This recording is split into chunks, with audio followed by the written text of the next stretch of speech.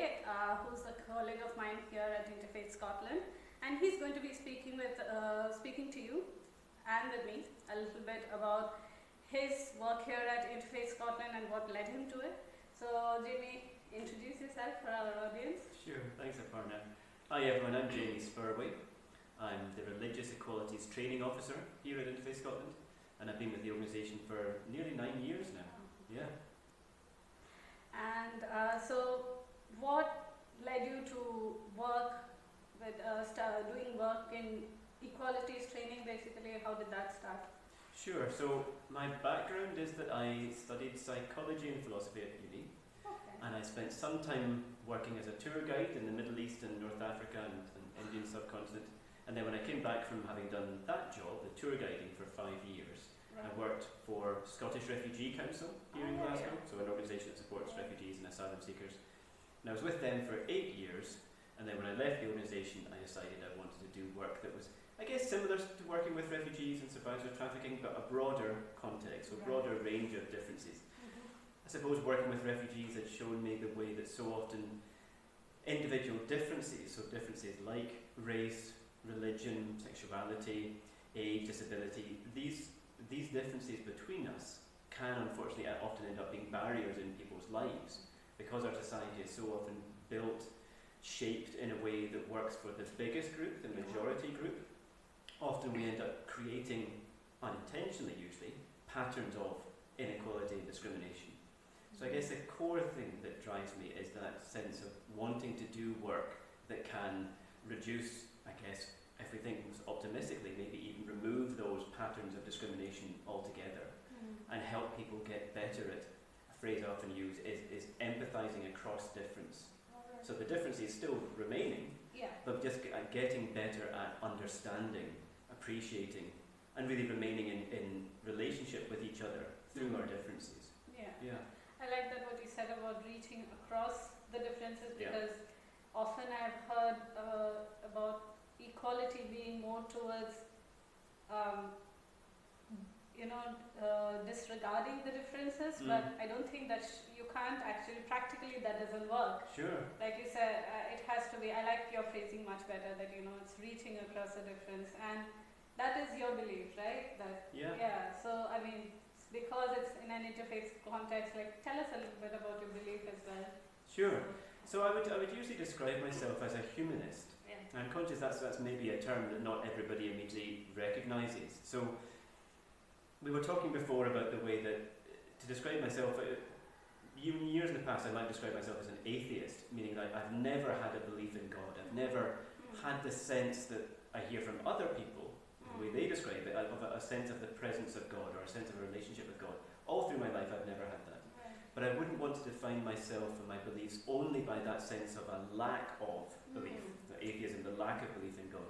So humanism for me is about having a recognition that the only life that we know for certainty is real, is the one we're living just now, are both living. The reality that we experience with our senses, we know is definitely real.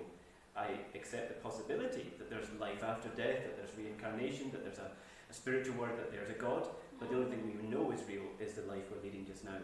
So I maybe don't want to speak as if I'm speaking for all humanists, but for me, humanism is about recognising that our shared humanity is so vital. We spoke about the differences before, and those are still important and beautiful in many ways, but we always have so much more in common between human beings than that differentiates us, than that separates us. So for me, humanism is about trying to build a more compassionate world, a world that really is focused on empathy, on supporting each other. And in that way, it doesn't feel at all for me as if there's any, I guess, contradiction, you might say, by being a humanist, a non-religious person, working and engaging in an interfaith way, because the elements I've just described about wanting to treat each other with compassion and empathy, so many of the world's faith traditions would absolutely advocate that too, all of them, really. What is that like? I mean, engaging with people of different faiths and religions in the interfaith context for you? I mean, I guess there's a phrase I often use in our training courses, in the training courses I deliver for Interfaith Scotland. I may not get this quote exactly right, but it's something like, when we take the world's enduring religions at their best, we see the distilled wisdom of the human race. So that sense that, although I'm not a person of faith, but what I hear about from particular faith traditions, so often I can immediately recognise the wisdom in it. The ways that so many of the world's faiths encourage us to be moral, to treat each other as well as we can. We may not always meet the standards expected of us by our faiths, often they're quite challenging, but that encouragement to treat each other with kindness and compassion we see in all faith traditions. So that's an element that I find really heartening about working in the interfaith context, is those similarities and the way in which we can observe it actually shaping people's lives. I've worked in charities most of my life, and I've often worked alongside people who do have quite a strong faith, and often that faith is what drives them to do the work that they do to support others. Of course, I've also worked with people who are non-religious who feel the same way. Yeah. But I guess it's that sense of experiencing that common drive, for me as a humanist, but also then with the people of faith that we work with, our colleagues as well as our members and friends of the organisation, that element is so much a common feature across all the faith traditions, and as I say, humanism as well. So it doesn't feel to me at all as if I don't fit, as if I don't match up with the interfaith world and context at all. It feels like a very natural combination for me. No. So after having heard a little bit about how you came to the field, I just want to share a little bit about having attended some of your training sessions.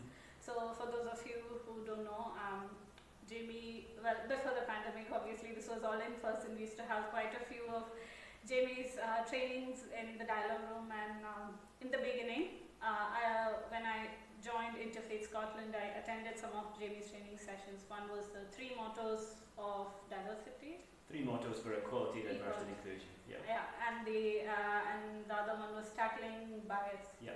So those were the 2 training sessions that I attended, and I have to say it was quite helpful for me, because the thing is, I grew up in I grew up mostly with Hindus around me and a few other faiths, but we didn't talk a lot about faith where I was growing up in terms of in school or anything very specifically. So now that when I started working in interfaith, I was initially I was very hesitant about how my language would be interpreted and whether I was interpreting the other person's words correctly. Yeah. And so I was a little bit self-conscious about talking and what terminology I was using. I used to run through things in my head twice before actually verbalizing them. So after your training, I think I definitely did get a lot better at communicating with people during interfaith just dialogue sessions or otherwise as well. I think just in general as well, and I'm sure a lot of it initially was, I'm told I have a thick accent, so which probably has got a little bit better now, but initially, and I used to speak a lot faster as well, so that could have been a whole other thing. But jokes aside, yes, I did learn quite a bit in terms of the kind of communication that I should be engaging in, and a lot of it was just making, I think it comes down to not making assumptions. That was one of the things that I didn't realize I was doing, which during one of the dialogue, the dialogue sessions that we had at the training session, I realized that, people do it unconsciously quite a bit. That's it, exactly. Yeah, so that was like my story in the side, but do you have something you want to share, like with somebody else, somebody who attended your training, a very similar story or something like that? First of all, I want to say it's really great to hear that the sessions you did find them useful, and I'm glad that you mentioned already the mottos. So, as you said, one of the main courses that I deliver for Interfaith Scotland is called 3 Mottos for Equality, Diversity and Inclusion. And even in the other training courses I do, I often bring in these mottos because I find them such helpful ways of framing and describing these patterns, such common patterns. They occur wherever there are human beings, patterns of the ways in which we perceive difference, but also think about, conceive difference. So the one that's going through my mind just now is advantage is invisible to those that have it. And when I say that, I'm paraphrasing the work of an American academic who phrased it as privilege is invisible to those that have it. I tend to use the word advantage in the UK context because privilege has a connotation that often stops the conversation is unhelpful. So the pattern is very consistently that we, of course, understand the barriers and challenges that we experience. Of course we do. It's our own lives. But our ability to understand and remember the challenges, barriers, oppression, stereotyping, even violence that other groups experience is very limited, for the obvious reason that we don't experience it ourselves. You and I have different life experiences, and so our life experiences so often are shaping our outlook on the world. So this pattern, advantage is invisible to those that have it, for me is such a crucial thing to communicate whenever there is a context, whenever there's diversity, whenever there's differences between people. Because often, without that awareness, without the awareness of this pattern, people make the mistake of thinking how I experience the world, or how I experience an interfaith event, or how I experience whatever, an organisation, is how other people experience it too. And that's not always the case by any means. So I guess a story that relates to that motto is that I was working with a woman. I'm going to call her Susan just for the sake of this, this video. Susan was saying to me over Zoom that she'd had a really difficult argument with some family members recently. I think that the context of it was talking about immigration. And Susan's family members were expressing very anti-immigrant views. I mean, her sense is that they were expressing racism, just it wasn't explicitly racist, but they were the words they were using. And she was describing to me how upset she was by it. It's a very common experience, I should say. This is something I hear from my delegates quite often. So I was talking with her about ways that she could approach the conversation again with her family members, because she wants to be able to retain a relationship. These are people that she still values, but she really wants to be able to influence their viewpoint. And so we talked together about this pattern. Advantage tends to be invisible to those that have it. Because my sense was, from what she was sharing, that her family members just had no empathy, no personal experience of, for example, moving to another culture, or no personal experiences of how difficult the immigration system to the UK is. It's extremely difficult to immigrate to the UK. So their advantages as British people, as white British people especially, were hidden to them. They weren't seeing and understanding the challenges that others experience. So I encouraged her to go into the conversation with her family members again, talking about that pattern with them. And I suggested to her that one of the tools that she might use is ask her family members, because they were old and the generation above of her, they were people in their, I think probably 70s or so, about the challenges that they'd experienced. She came back to me in a conversation a couple of weeks later and said that one of her family members, an older man, had shared with her his experiences of ageism. He had experienced discrimination on the basis of his age. His sense was that he had been made redundant in his organisation because he was an older man.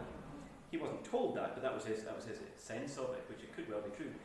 She said that she'd allowed that to start the conversation, and she'd said to him, how would you feel, so this is Susan saying to the older man, how would you feel if I said to you, no, I don't believe in ageism, I don't think that's happened to you? He said he would be furious, and that what he would likely say to her is, of course you don't recognise it, you're younger, it doesn't affect you yet. So really what he then went on to articulate is advantages invisible to those that have it.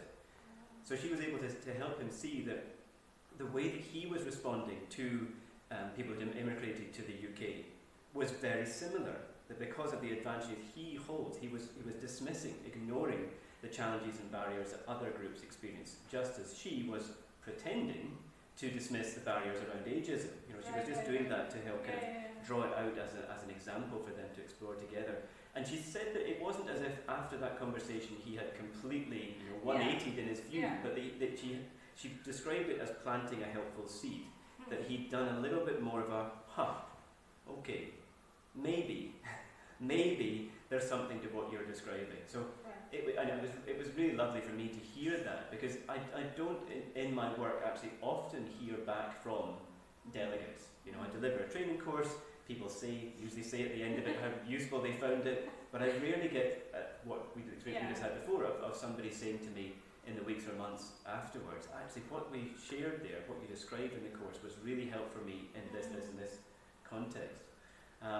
So yeah, that was a really lovely experience to hear that feedback from, as I say, I'm calling her Susan. No, that's I get that. It's a good tactic I think we can use everywhere. Like if you're when you're having discussions, and I don't want to say arguments, but maybe disagreements, if to make somebody understand your point of view, it's the best way, I think, to ask them to somehow relate some other experience, probably not relevant in the context, but still if it's possible to bring it up and make it relevant, that's much easier to make them understand your point of view. No, I understand that, So thank you, Jamie, for doing this with us today. And for those of you who are interested in attending Jamie's training session with us, I'll leave a link in the video description for those of you who want to have a look at what, detailed descriptions of what happens in the training courses. And it's quite interesting. You heard my story and Susan's story. So, but it was lovely having you, Jamie, and it was lovely, I think, for those of you who don't know, Jamie and I last spoke face-to-face in 2019, and then we've just been on Zoom all the time when it comes to work. So it's our first day back meeting each other face-to-face as well. So it's been so good. It's so bizarre when you think about it. But thank you all for tuning in, and hopefully see you at the next episode.